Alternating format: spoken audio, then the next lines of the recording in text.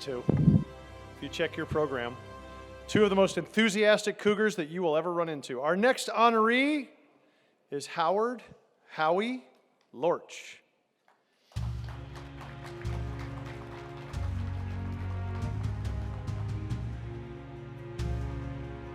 Being involved with my high school basketball team, I had the opportunity of being with a very successful program where we only lost one game in 3 years. I had the opportunity to have my coach write to Coach Lewis about me as a basketball manager.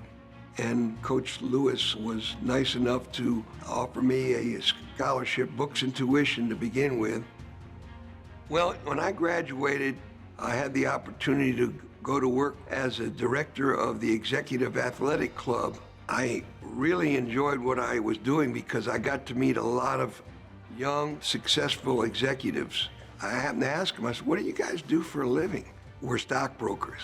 So I said, that's something I'd be very interested in. They got me set up with an interview, and that was 1969. And here it is, 2020, and I'm still at it. I met Jamie on a blind date and ended up basically being together every day since. Jamie and I were blessed with 3 very healthy children. My oldest son, Brandon, then my daughter, Robin, because she's blessed us with 4 grandchildren. And then my youngest son, Stephen, he lives here in Houston. You know, I've been blessed with the greatest life that anybody could ever imagine. My feeling is, if it wasn't for basketball and Guy Lewis, I wouldn't be sitting here today. I'm just grateful for the fact that University of Houston opened their arms to a young kid from Schenectady, New York. They said, not only can you come here, but we're gonna pay for your education. That's why I thought it was so important for myself to give back to the university. They need our support. You get an education from the University of Houston, you've got something, and don't you forget it. Receiving the Distinguished Alumni Award is probably the greatest honor that you can receive as a University of Houston graduate. I just thank the people that decided that I was worthy of this because I feel very, very humble and honored to receive this award. Ladies and gentlemen, presenting Howie with his medallion tonight is a distinguished alumnus himself, one of the 50 greatest players in the history of the NBA. Give a round of applause for Elvin Hayes. Ladies and gentlemen, Howie Lorch.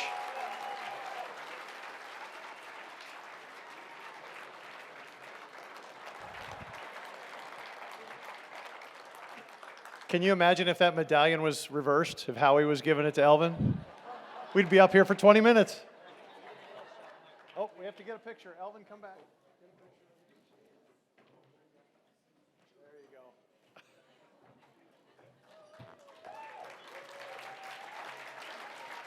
Okay. All right.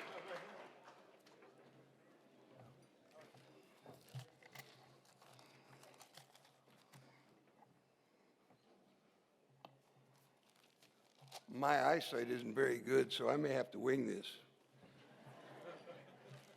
This gentleman that's standing with me, my brother from another mother, we are so much alike, but yet we look so different.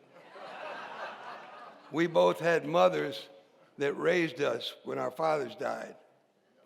They instilled in us 2 things, work ethic and pride. There stands a man that in 16 years in the NBA only missed 9 games in his career. I think that shows you work ethic and pride.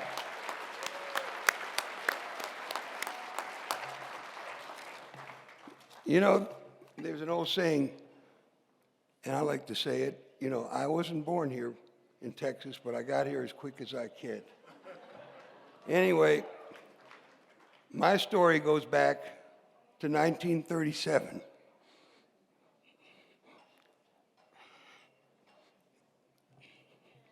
That was when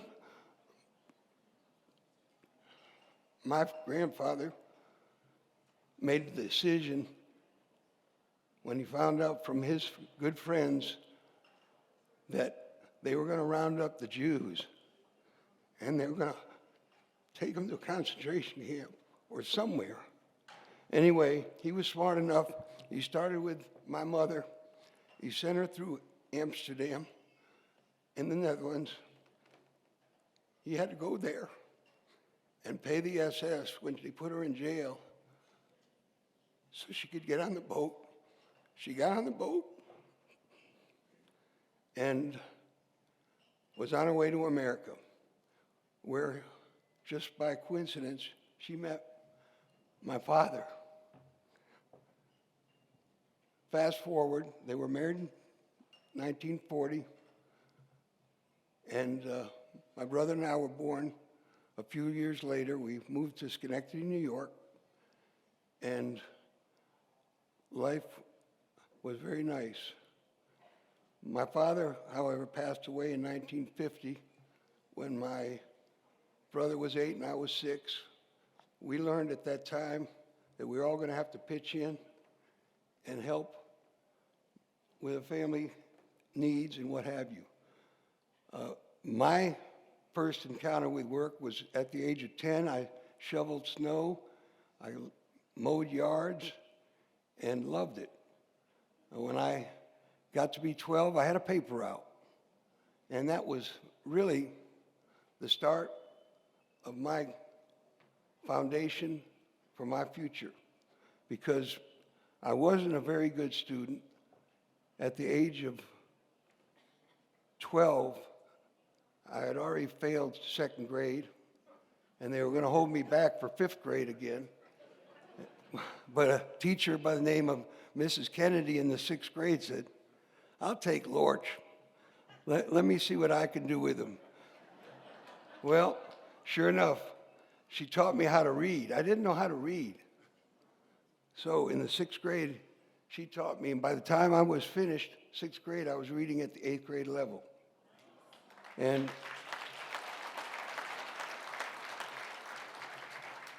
that was a great feeling of accomplishment, let me tell you. But what happened after that, I got a paper route. And with that paper route, that really set my life to where I am today, because it taught me how to interface with people. I delivered a paper. I had to be on time. I went by every Friday night, collected 30 cents for the weekly newspaper, and I had to go Saturday morning and pay the district manager. So it was a job I did till I was 16. At 16, I got involved with sports. I love sports. But what I love most about sports was the camaraderie and the friendships you made in sports. My coaches ended up being my father figures. They helped me, put me where I am. And my high school basketball coach was responsible for getting me to Houston, because he wrote to Guy Lewis, and I think I mentioned that a little bit. But what I loved most was the fact that I finally found something I was good at, because it was very much a situation where I wasn't a good student, and I never could stay in the room. I was always somewhere else in the classroom. Finally, once they found out years later, but before I get to that point, I'll have to regress for a moment. I did so well at selling that the newspaper sent me to Washington, D.C. to meet J. Edgar Hoover, which at 14 years of age was quite a thrill to meet the #1 G-man at the time. So that told me what my destiny was. I was going to be in sales. Going forward, I think the most important thing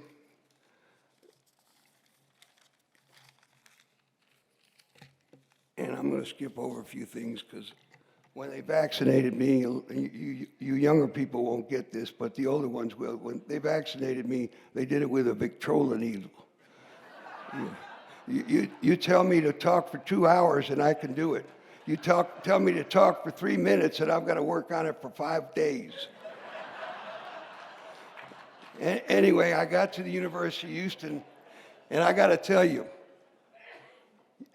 you older people know 1,600 is a perfect score on the SAT. And I was telling Renu Couture, we had dinner one night, and I said, you know, Renew, I made 1,600 on the SAT. She said, you did? I sure did. 790 the first time and 810 the second.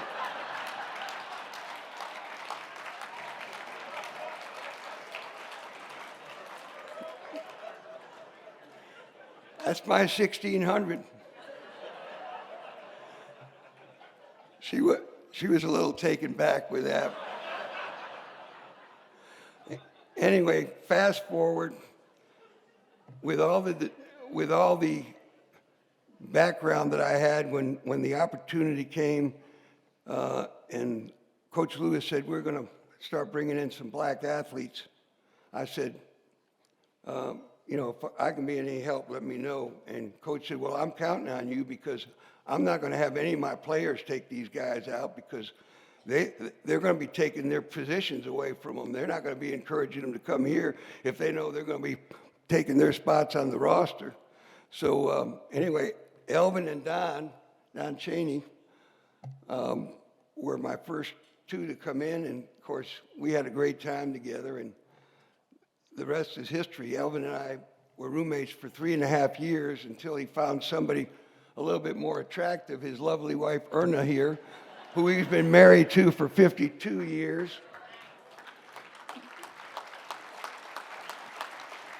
But in closing, I want to tell you that I'm the luckiest guy alive. I'll tell you what, if you don't think I'm a great salesman, Jamie, please stand up.